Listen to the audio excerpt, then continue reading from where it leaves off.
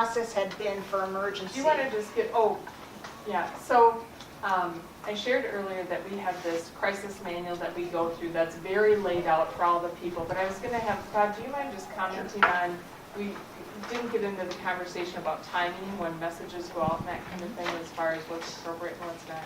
Yep, I know that, with regard to last night, the one thing that I know got out there was, why aren't we getting a message, why aren't we getting a message?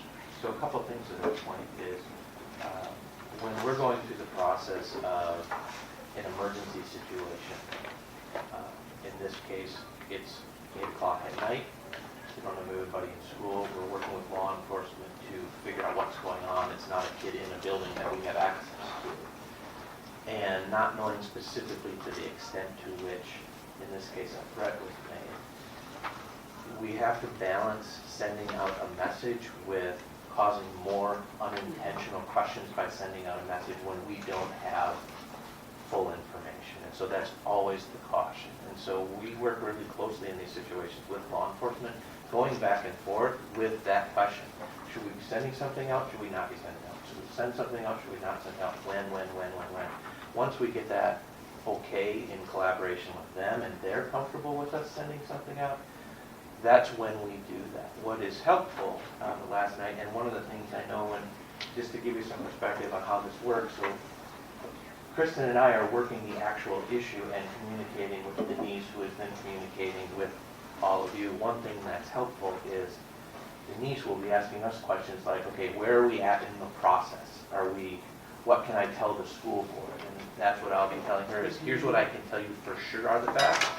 Here's what are still open. And so that's when she's sending you messages. The thing that's helpful, learning from last night, is in this day of now true social media, is, like Denise said, if she can give George a message or you the message, and even if it's on your accounts going, the district's on this, messaging will be coming when appropriate.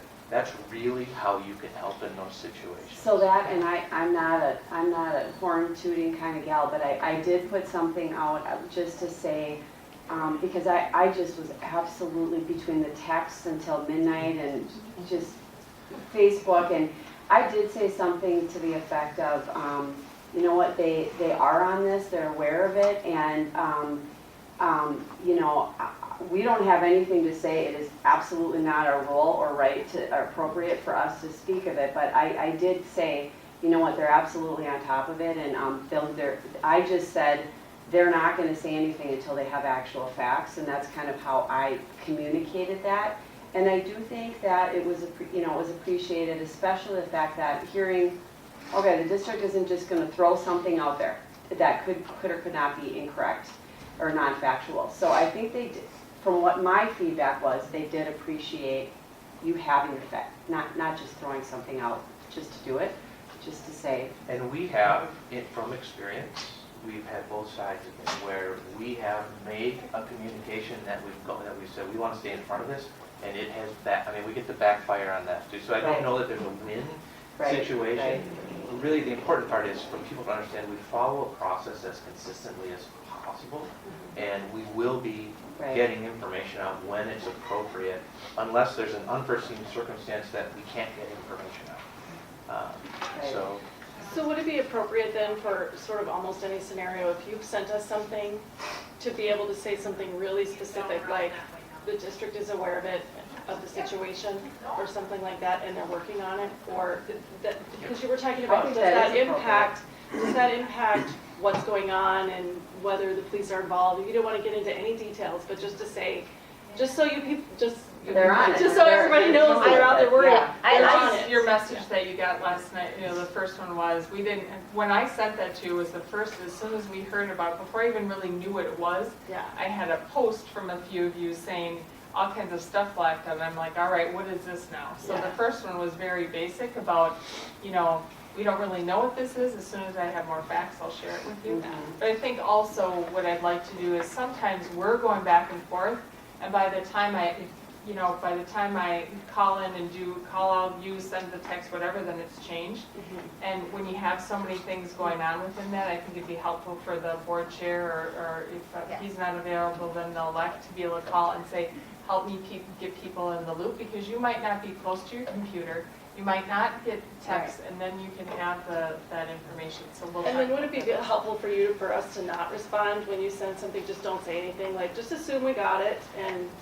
Well, or and know that if I don't respond to you, I'm reading it and I get like, You're you know, busy, right, Who in that was- moment. Was it yourself that you didn't receive messages and, I sent an email because I know Mike doesn't. Oh, always okay. get It was text, Shelley. so- oh, it was Shelley's, okay.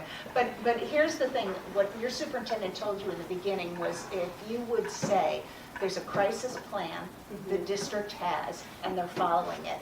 I will give you whatever facts we can Yep. when we hear more. And we'll pull that together and just give Yeah, you a that's general nice. one. So that would be that's- helpful. And I think that it puts people at ease too, just to know that they're aware, they're on it, you know.